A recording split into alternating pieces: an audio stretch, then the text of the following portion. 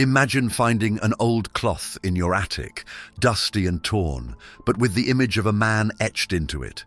This man appears to have endured torture, whipping, and crucifying. Sounds like something out of a movie, doesn't it? However, the Shroud of Turin, a real cloth, has captivated the world for centuries. Scientists and historians have spent decades trying to figure out if this piece of fabric is really the burial cloth of Jesus Christ or just an elaborate hoax from the Middle Ages. Some say it's proof of a miracle. Others claim it's the best fake ever created.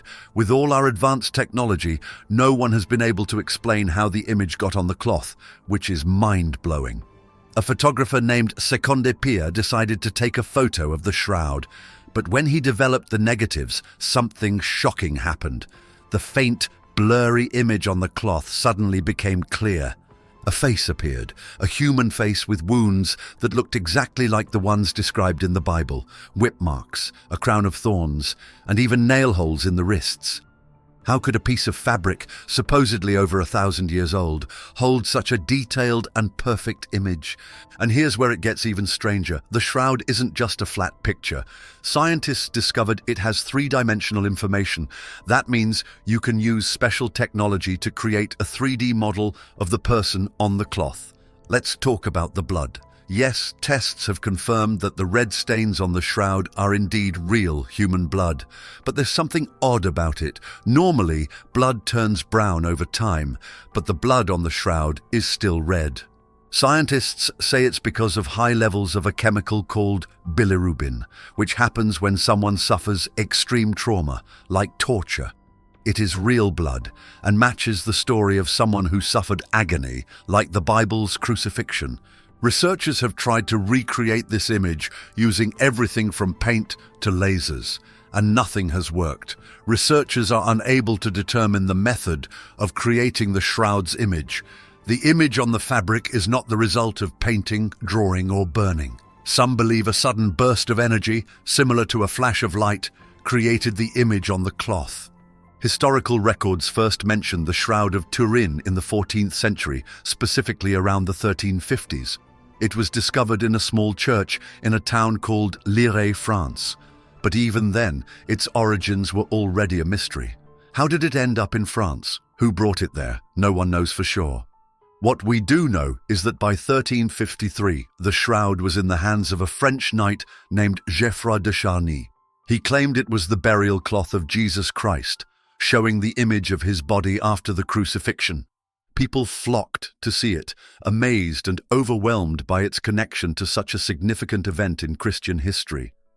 However, not everyone believed it was genuine. Even during this time, church authorities debated whether it was a holy relic or a clever forgery designed to attract attention and donations. In 1453, the shroud underwent a significant shift in ownership. Marguerite de Charny, the last known descendant of Geoffroy de Charny, handed the shroud over to the powerful House of Savoy, one of Europe's most influential families. Some speculate that she gave it away as a gift, while others believe she sold it for financial gain. Remember to join our community by subscribing to this channel. The House of Savoy took the shroud very seriously, treating it as a precious relic. They moved it around to keep it safe, especially during times of war or unrest. The shroud was kept in various locations in their territories, but the family remained its guardians for centuries. Their involvement gave the shroud a sense of legitimacy, as they were a respected and noble family. In 1578, the shroud found a more permanent home. Emmanuel Philibert, Duke of Savoy, moved the shroud to the Cathedral of St. John the Baptist in Turin, Italy.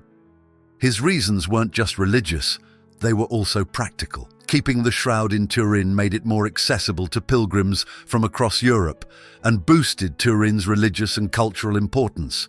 Since then, the shroud has stayed in Turin, surviving fires, wars, and even scientific scrutiny.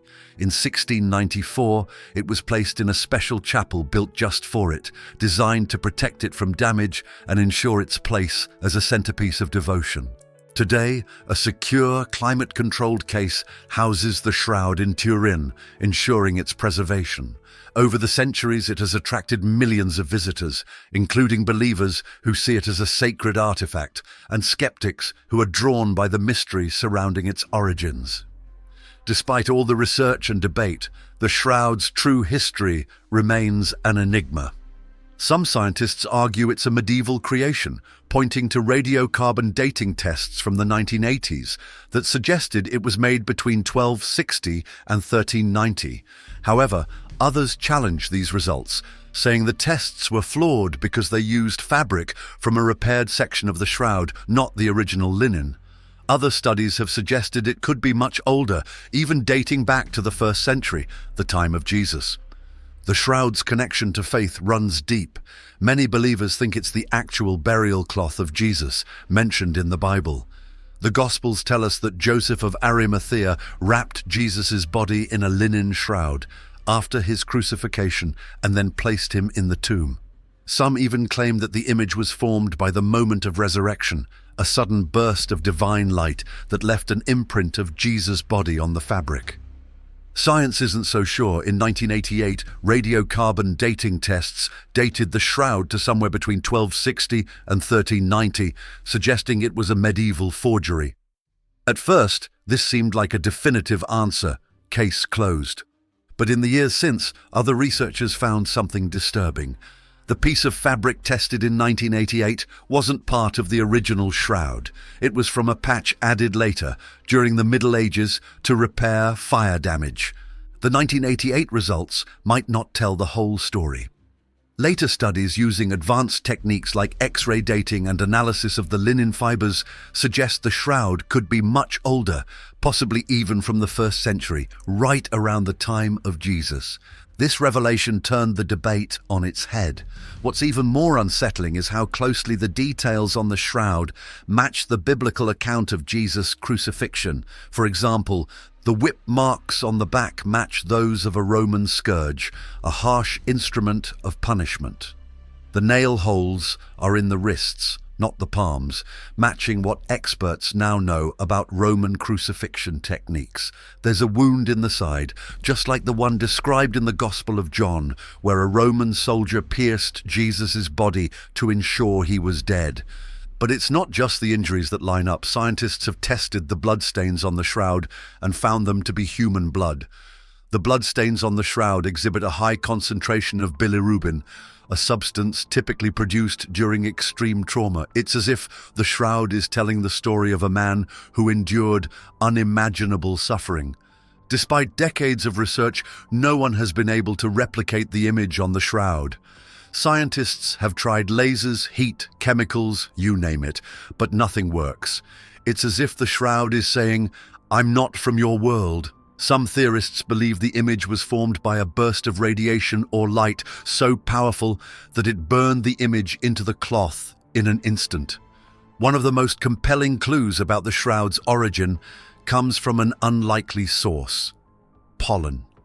Pollen grains are tiny particles released by plants, and they stick to almost anything, including fabric.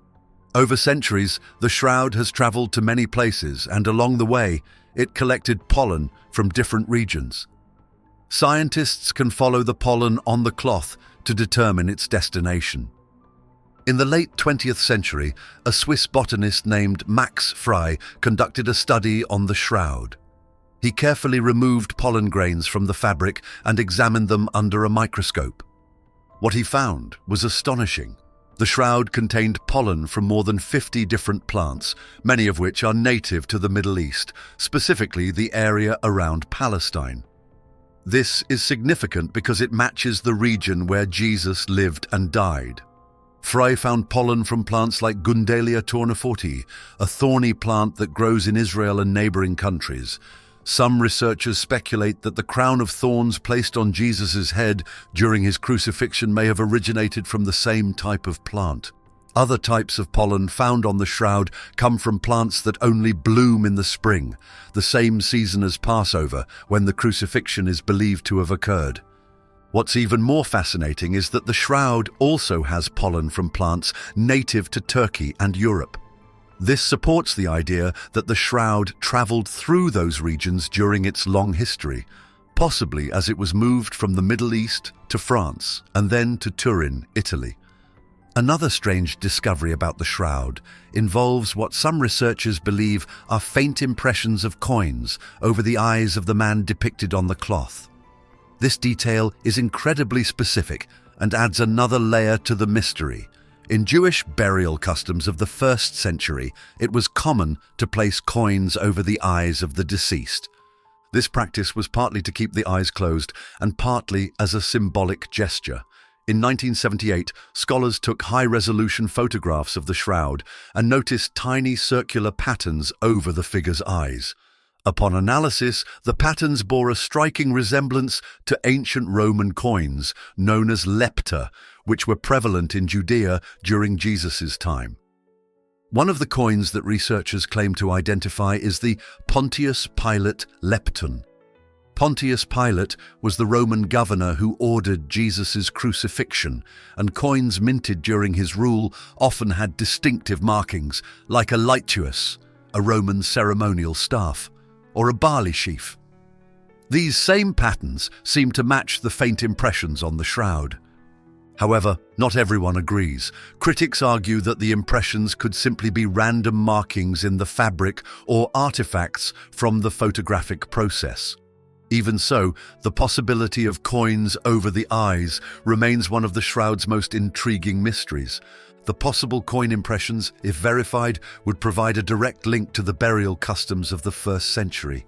Together, these clues paint a picture of the shroud as a relic deeply tied to the time and place of Jesus.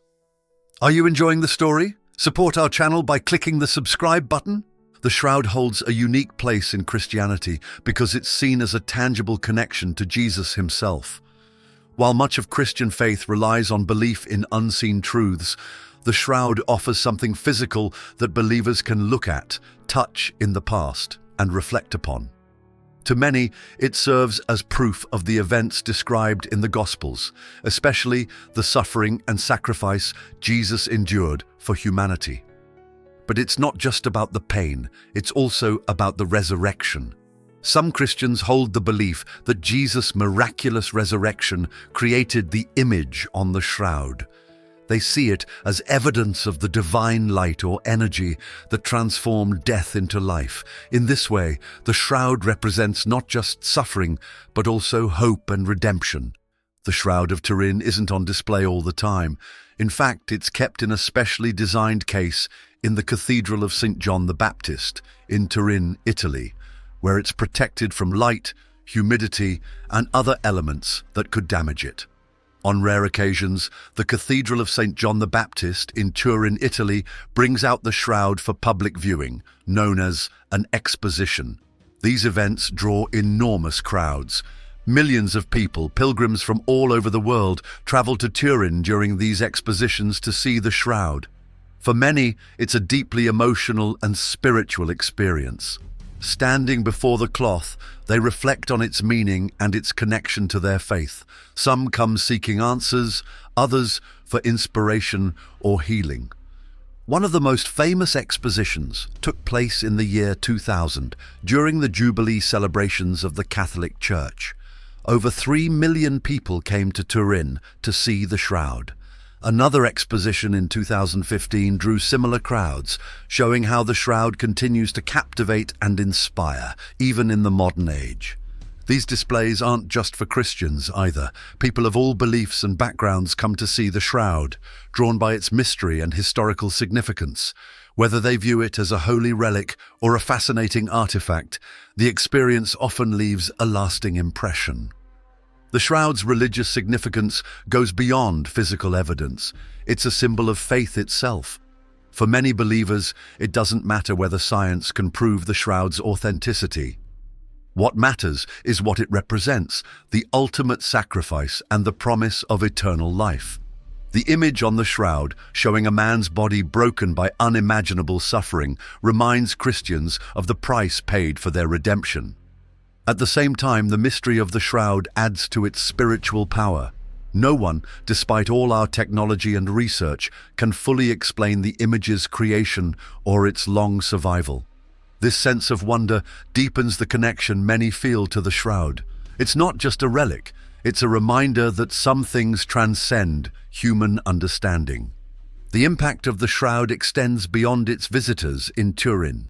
Through photographs, documentaries, and studies, it has become a global symbol of hope and resilience. Its story reminds people of the strength found in suffering and the possibility of renewal. Whether someone believes in its authenticity or not, the Shroud speaks to universal themes: pain, sacrifice, and the search for meaning. A powerful effect of the Shroud of Turin is how it sparks cross-border debates. For centuries, it has inspired discussions between believers and skeptics, scientists and theologians, and historians and artists. It sits at the intersection of faith and reason, making it a topic that invites everyone to join the conversation. Religious debates. To many Christians, the Shroud is a sacred relic, believed to be the burial cloth of Jesus Christ. Many Christians view the Shroud's image of a man who appears to have suffered a crucifixion as evidence of Jesus' passion and resurrection. For skeptics, however, the Shroud is a fascinating mystery, but not a miracle. They argue that it might be a medieval forgery or a natural phenomenon we don't yet understand. These opposing views have kept discussions alive for centuries. That has left its mark on popular culture, appearing in books, movies, documentaries, and art. It's not just a religious symbol. It's a piece of history that inspires storytelling and creativity. Its mysterious nature and deep connection to human curiosity make it the perfect subject for exploring questions of faith, science, and identity. The Shroud has been the focus of countless books, ranging from scholarly works to thrilling novels. Authors use it as a central theme in stories about ancient secrets, religious conspiracies, and historical mysteries. Dan Brown's The Da Vinci Code and other similar novels have drawn inspiration from the Shroud, weaving it into tales of intrigue and discovery. The Shroud's mysterious nature has made it a popular topic for filmmakers and documentarians. Movies often use the Shroud as a symbol of faith or as part of larger mysteries, while documentaries dive deep into its history, science, and religious significance. These works bring the Shroud to life for audiences who may never get the chance to see it in person. The Shroud's haunting image has inspired artists to create paintings, sculptures, and other works based on its likeness. Its striking and enigmatic image, a face and body frozen in time, has become a cultural icon. Social media platforms, blogs, and forums widely discuss the Shroud in the digital age, demonstrating its enduring relevance. One of the Shroud's most fascinating impacts is how it connects people across cultures, religions, and beliefs. Whether someone views it as a religious relic or a historical artifact, the Shroud speaks to universal themes that everyone can relate to: mystery, suffering, and the search for truth. The Shroud serves as a unique meeting point for two seemingly opposing worlds, faith and science. Believers see it as evidence of divine power, while scientists study it as a physical object that defies explanation. This blending of perspectives has brought together people who might not otherwise engage in the same conversations. If you're enjoying this story, consider supporting this work by hitting the Super Thanks button right now. By contributing, you're helping keep these thought-provoking discussions alive. The Shroud has drawn interest from people all over the world. Pilgrims travel to Turin to see it during rare public displays, and millions more follow its story through books, films, and studies. The Shroud of Turin is more than an artifact. It's a challenge to our understanding of faith, science, and history. Whether you see it as Jesus' burial cloth, a medieval creation, or an unexplained phenomenon, it compels us to question, wonder, and seek meaning. Its haunting image, rich with mystery and history, connects us to universal themes of suffering, resilience, and hope. While science uncovers clues like pollen traces and coin impressions, the true origins of the Shroud remain elusive. This ongoing enigma is what makes it powerful. It sparks conversations and unites believers, skeptics, and curious minds in their search for answers. Thanks for watching. Join our community by subscribing to this channel. Until the next video.